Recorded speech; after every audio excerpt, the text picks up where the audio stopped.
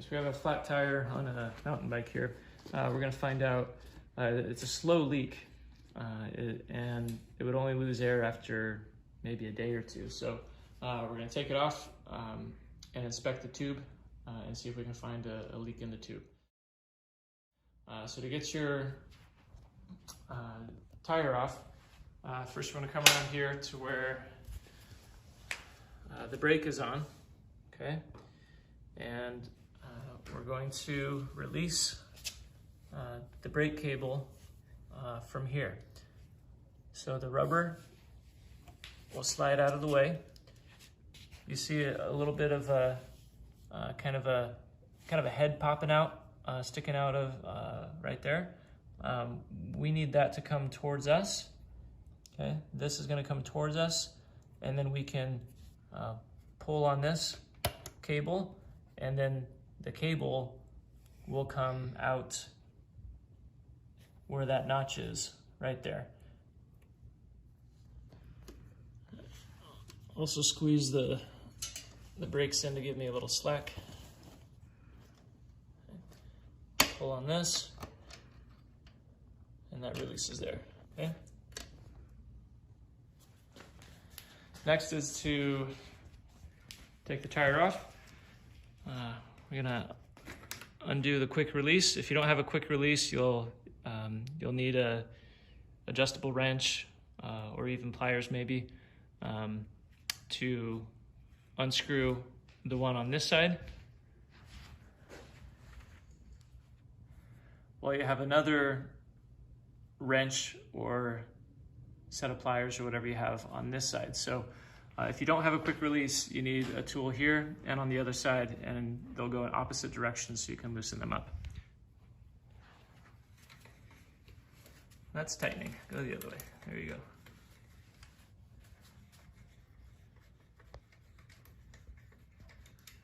And you're gonna pull out the whole pin once you can. There's a spring on each side, so make sure you keep track of the springs. There you go, 2 springs. And you got all the pieces here. Next, just pull the tire off.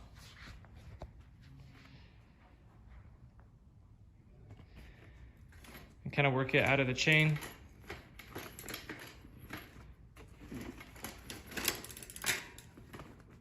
And all the way out. So we have a 2-patch kit here. And inside of it, you get a couple of these. These can help you pull the tire off the rim and then put it back on later. If you want to use these, it's optional. You could just do it by hand.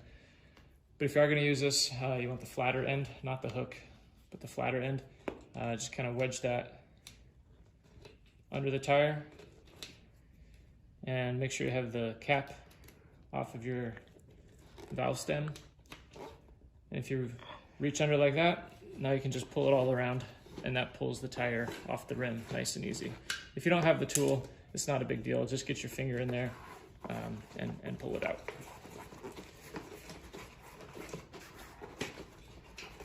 All right. Now as the tire comes off, this stem needs to come out of the rim. So kind of push that up. That'll help you get it out. It takes a little extra effort sometimes to get it all the way through.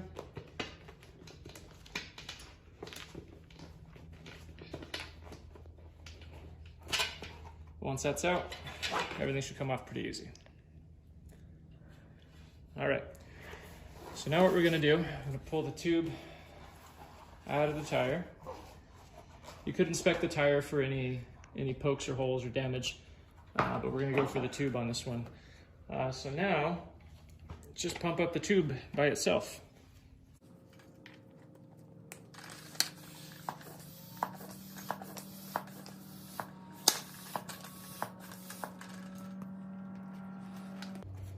With that tube pumped up, if it's a slow leak like on our tube, you can just feel around with the back of your hand, or even put your face up to it, and you just want to go slow so you can feel the air blowing on it, and you'll find the leak. You should feel the air blowing out onto you, and I feel it right there. So Don't know if you'll be able to see it, but there is a pinhole right about there. So when you locate the pinhole, or whatever leak you have, go ahead and clean the site a bit, just with a wet towel. Just want to get the dirt off. And that prepares the site to be sanded. Sandpaper will take off any seams that might be on the tube where you need to put the patch, because you don't want to put a patch, and the patch is really a sticker, okay? It's just a sticker from a tire tube repair kit. So the sticker, you don't want the sticker going over a seam. So if that's where your hole is, you would use the sandpaper to kind of sand out that seam to make it a nice smooth surface.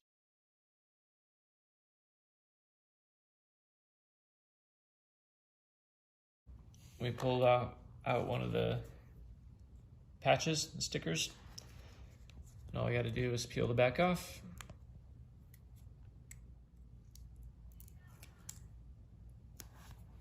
And put it over where the pinhole is.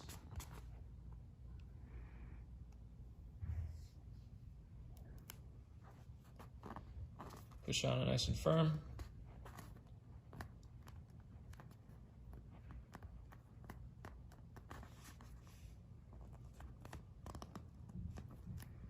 And that should be good to go. If you need to get extra air out of the tube to make it easier to put back in the tire, then put your pump on the valve stem and have it open so the air can flow. And sometimes you need to just angle it at the right direction to help the air come out. And then I grab the tube and kind of bunch it up and just help push the air out, because the more flat the tube is, the easier it goes back in the tire. All right, flat tube, as in the air was taken out on purpose, but it is already patched. Flat tube goes back in the tire. So work it back in and pinch the tire closed behind it to help keep it in, or else it'll just keep falling out. So.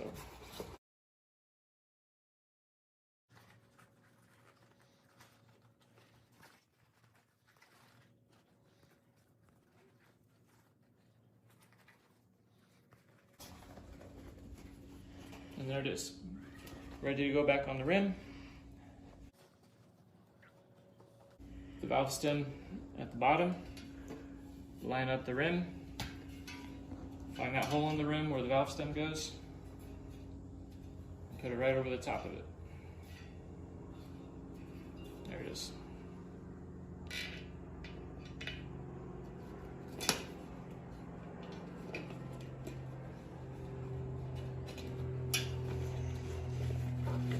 I just kind of pull all the tire up over.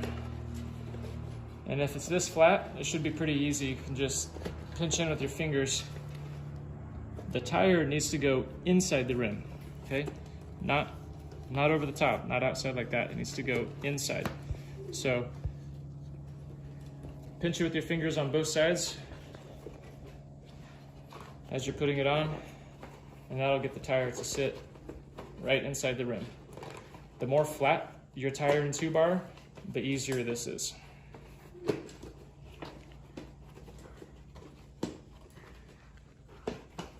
Okay. We're going to keep it flat until we put it back on the bike, and then we'll pump it up. Now, if you need to know which way the tire goes on,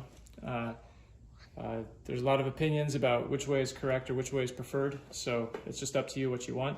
But if you look closely on the sidewall of the tire, you should be able to find an arrow. So there's the arrow on the sidewall, and notice that the bumps in the tread, you see how the bumps in the tread tend to point that direction right here? It gets more pointy. So it points that direction, and that is also the same direction as the arrow. Some people say that having that go towards the front of the bike, so the bike rolls forward this way, would mean that you get better traction in braking. So better traction when you brake, better braking.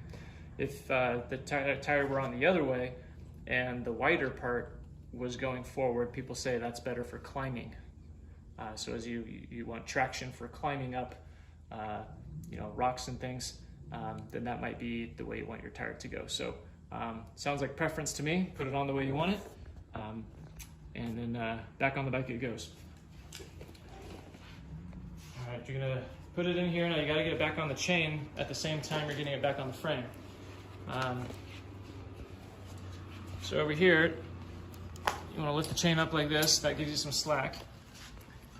And you want to catch the chain on that sprocket. I had it on that smallest one before I took it off, so I'll put it back on the same one. And I let that fall down onto the chain at the same time I'm placing that into the frame of the bike. Okay? You want to look right here for that to be lined up, as well as on this side to have it line up right there. Now you're ready for that pin to be reinserted with the quick release. Pin goes in with the quick release. The spring is on, and then on the other side, I'll put these in and I'll tighten them up.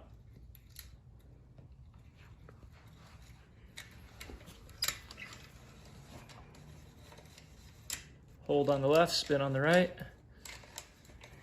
When it starts to feel snug, go ahead and give the quick release a try. If it's real easy like this, tighten it up a little more. I like to put the quick release in the same trajectory as the frame.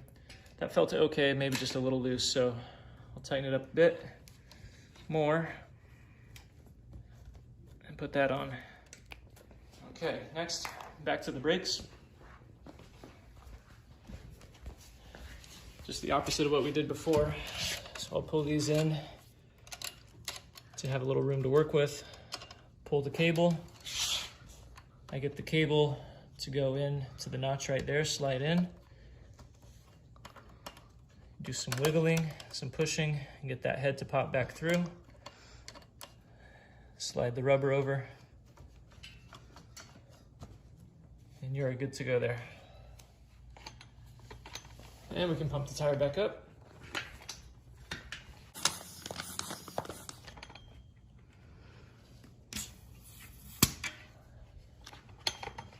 Cap back on.